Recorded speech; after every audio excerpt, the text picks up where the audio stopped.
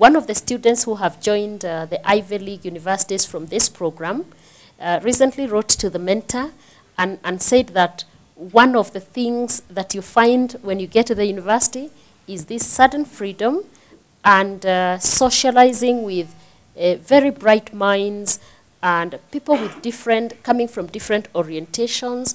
And the kind of issue they were bringing out was it is your self-discipline and it is your goals that you define how well you push through university. And putting that into perspective of what Beth has just said, what was your experience and what do you think would be the most critical factor that would help one push through the university? The aspect of defining who I am is the most important one that helped me go through university. It's the one thing you have to come to terms with. Do I want to define myself as someone who's, let's say, very passionate about a given subject, or very passionate about a particular dream, or do I want to define myself as somebody who's compassionate and reasonable with everybody I spend time with? And whoever you'd like to define yourself with will now then determine what the next decisions are going to be. I personally thought of myself as a change agent for the country. I mean, like, for Kenya, that is.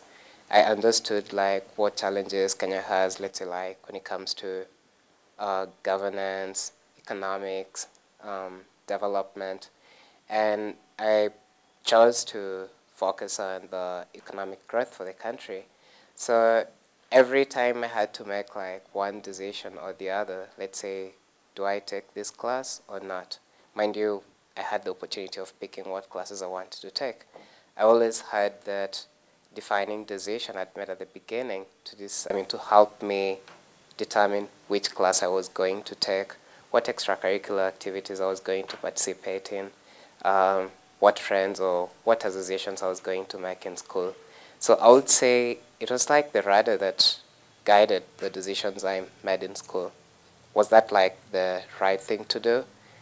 That comes back down to the individual and to your value system, whether it's going to be good for you to make a decision to help the people around you, a decision to have like the most fun experience in college, or whether the decision is just going to be, oh, let me take every single day at a time.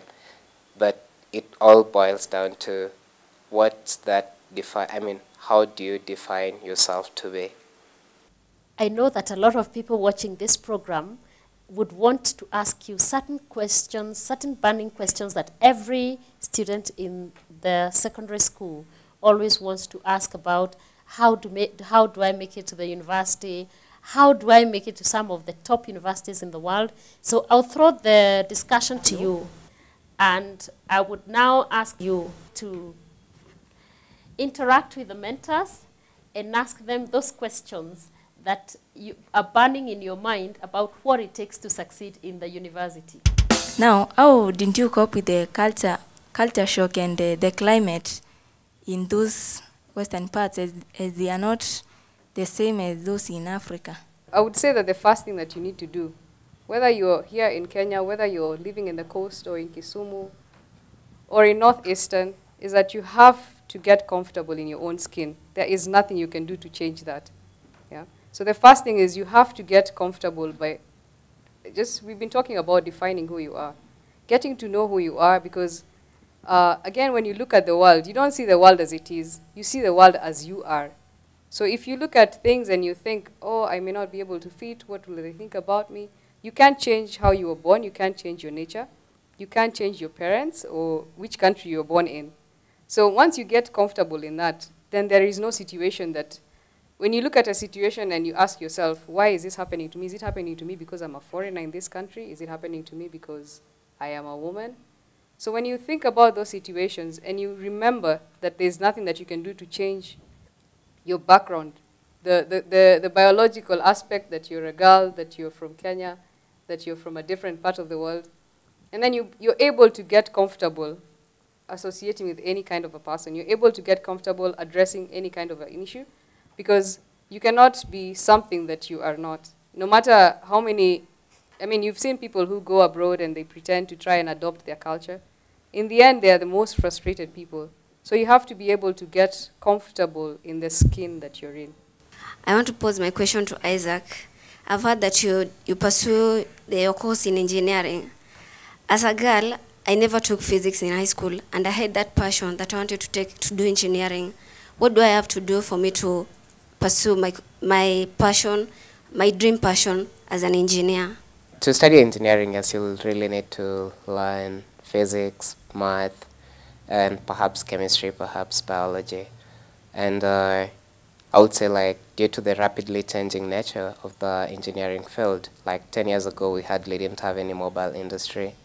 Maybe another 15 years, and no one knew whether we'll have, like, computers, or computers will be as ubiquitous as they are today. So a subject like physics will help you get the basic grounding in the principles that are applied in different engineering fields. So when it comes to studying engineering in Kenya, I do understand, like, most universities will make it a requirement for you to have a course in engineering before you take any engineering classes.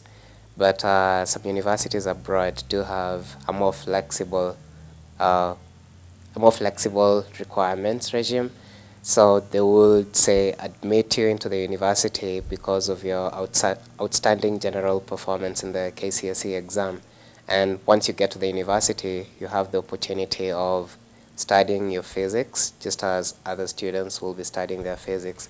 So you might start with, let's say, more entry-level classes, while someone else who studied physics in high school will start with more advanced classes. But such training is always sufficient enough to get you the level of preparation necessary to succeed in engineering.